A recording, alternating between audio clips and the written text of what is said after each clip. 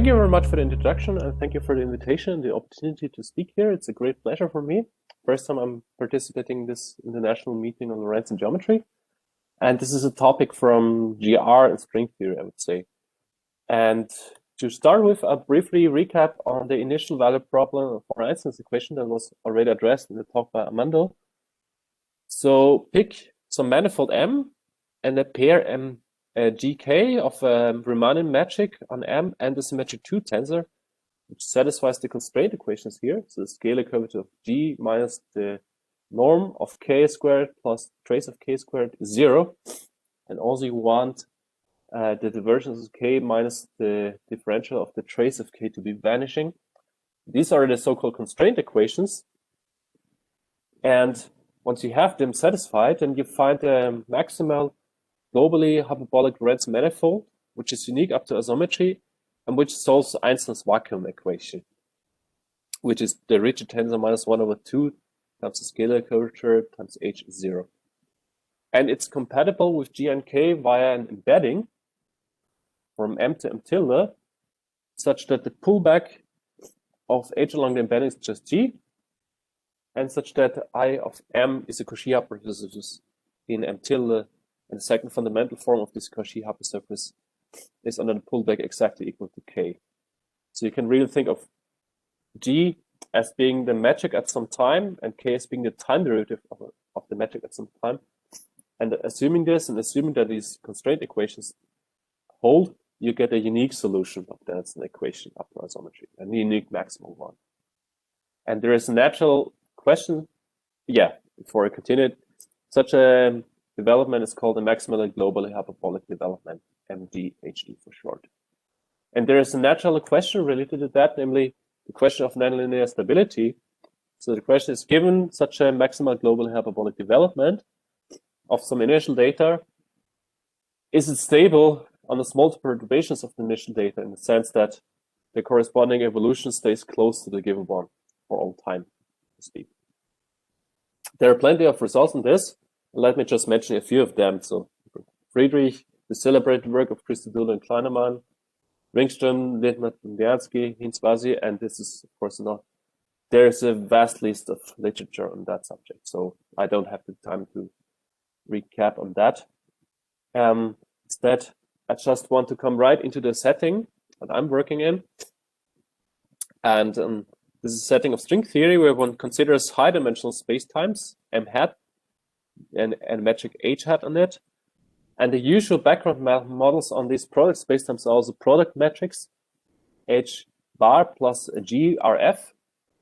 And this H bar is just a four-dimensional Lorentzian metric, which is global hyperbolic and which solves Einstein's equation. And GRF is a rigid flat metric, a Riemannian one on this compact manifold B.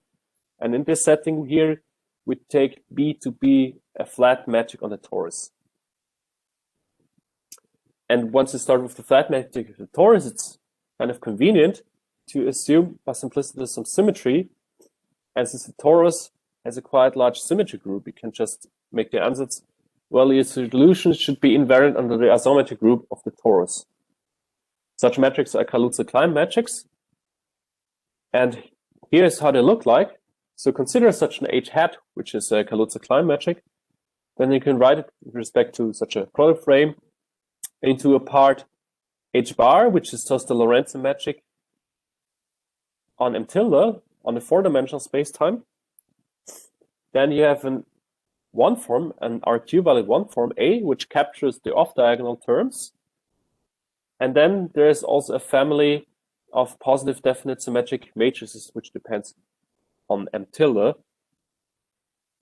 And this forms this whole Kaluza-Klein metric. And of course, the whole point here is that all these three quantities are independent of the variable on the torus. So they just depend on M tilde. And now I would like to come to the main result. And first, I'm going to start by introducing the background model we're working on. So pick a 3 manifold, gamma with metric such that the Lorentzian tensor of this metric is -2/9 times gamma. This actually means that the metric is hyperbolic already. It's just a metric of constant negative sectional curvature, and it's scaled in such a way that the ridge is -2 times over 9 times gamma. And then they can build this maximum solution here, maximum solution of Einstein equation in 3 + 1 dimensions. So it's just minus dt squared plus t squared over 9 times gamma. And this vacuum solution is called middle model. Now, if we take the product of the solution with a flat metric and a torus, we just call it the Kaluza-Klein middle model. Yeah, and this is our result. So this is what I did together with Volker Branding and David Feynman. The result is that the Kaluza-Klein middle model is nonlinearly stable in the class of Kaluza-Klein metrics. So if you make this asymmetry assumption on the perturbations of the metric. And I should also mention here that there is a corresponding result that was shown before, and this is for the 3 + 1 dimensional Minkowski space. So the 3 + 1 dimensional Minkowski space, product with some q-dimensional torus, is also stable. Good. So how do you attack such a problem? At first, let's just write down the solutions. I'll write down just the equation in a different form. So assume that h hat is the perturbed solution of the Einstein equation, satisfies the Einstein equation, then you can write it as an equivalent equation on the triple of the metric on M tilde, the metric on the torus, and the mixed components. And it's for technical reasons convenient to rescale this metric on the 4-dimensional part by this determinant of the matrix phi. And this gives you then h tilde. And the system that you get, the system that is equivalent to Einstein's equation for h hat, is a system of 3 equations. The first one is an equation for the Einstein tensor of the metric h tilde for the 3 + 1 dimensional metric. Then you get some right-hand side. Second part is that the divergence of some 2 form f equals some right-hand side. And the last one is a wave equation, a nonlinear wave equation on the components of the matrix phi. So this is kind of an Einstein equation coupled to a Maxwell type equation coupled to a scalar type equation. That's how I would call it. And the solutions here are invariant under some kind of actions. So at first they are invariant under the diffeomorphism groups, of course by diffeomorphism invariance, diffeomorphism group and tilde, and also invariant under the vector potential A of F. So you see the A that we had before doesn't even pop up in the equation. It's just the differential of A, or the exterior derivative of A that pops up. This is this F here. So we are free to choose a different A, which gives us the same 2 form F.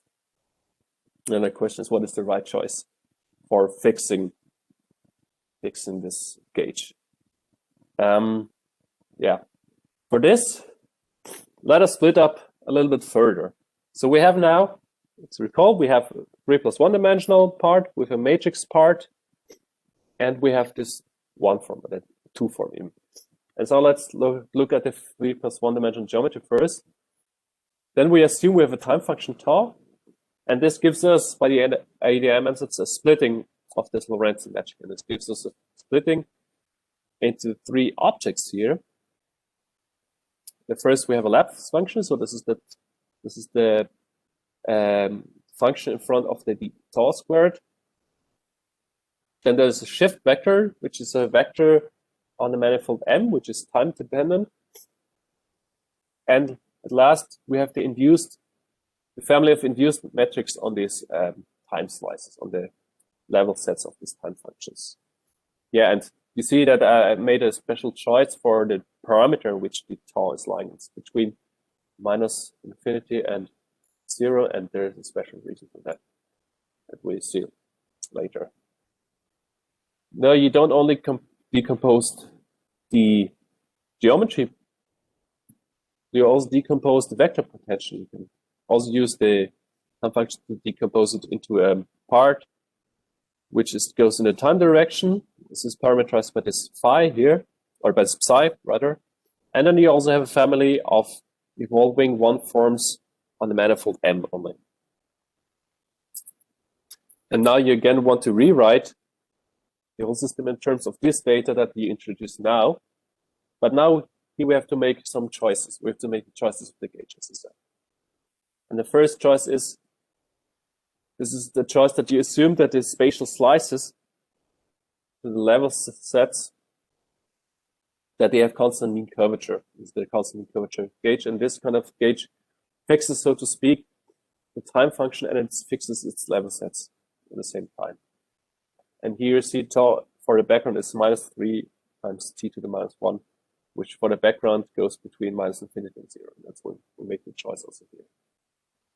So now you fix the time function and the spatial slices. Now you fix the gauge within its time slices. And the gauge is done as follows. You assume the spatial harmonic gauge. So you assume that the difference between the Christoffel symbols of the involvement metric and the background metric vanish if you contract with the involvement metric. An important point is, and this is why you introduce this gauge, in this gauge the Richard tensor is elliptic. And it can be described by an elliptic operator and some nonlinearities, which are all of first order, which are quadratic in the perturbation, but of first order in the derivatives. So this is a gauge that was introduced by Anderson Moncrief in 2003, in which they used for a nonlinear stability result later on, and also David and me used it for an earlier result that I don't have the time to talk about. But it turned out that this gauge is really useful. But here we have to fix another gauge. We have to fix the gauge for the vector potential. And the gauge that we used here is kind of an invention of ourselves. And we kind of use a gauge which is slice adapted. So we fix a convention for the two components. So for the part which is an M, we assume it's orthogonal to the kernel of the Hodgson-Partian, and we assume that it has vanishing divergence.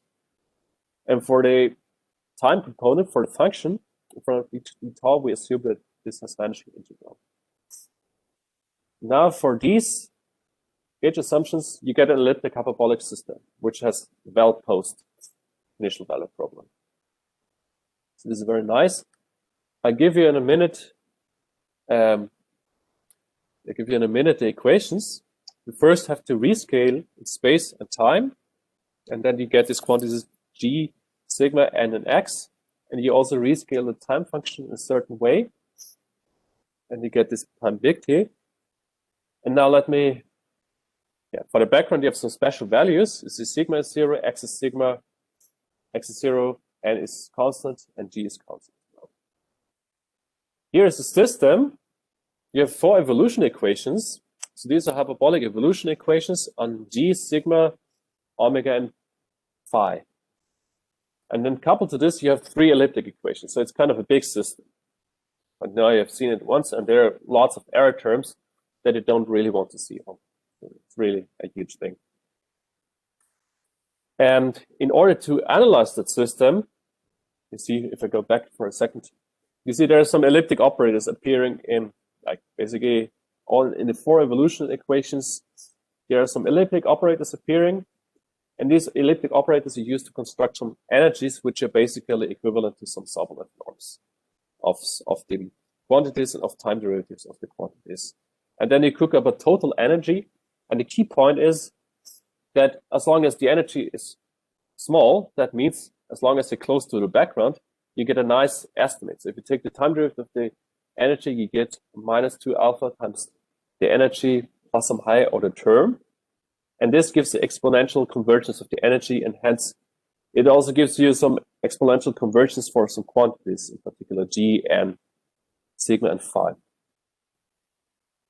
And for some terms, the omega and psi, so the vector potential terms, to just stay bounded, but this is good enough. You get long-time existence, and you get nice energy estimate, exponential convergence, and this is all in order to prove nonlinear stability. This is basically what we need.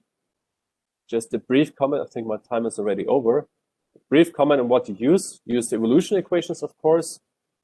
Elliptic regularity for the defining elliptic equations for these quantities. And it use, for technical reasons, multiplication properties of Sobolev spaces. And you also have to be careful about the error terms, because they are small, in a certain sense, they are quadratic at least, but you also have to check whether they do not blow up in time. So if they have some exponential factor associated, you really go through all these terms. And then you get the main result. And maybe just show some outlook of what is interesting for the future. There's also a quite recent stability result, which holds for high-dimensional Minkowski space, but on a general perturbations, not assuming symmetry, and under some special assumptions for the base manifold B, the parallel spinor. And the question is, can we also do it further? Can we do it for the Milne model? And can we do it for low dimensions as well? So that's it. Just the literature and a thank you. I hope I was not extending time too much.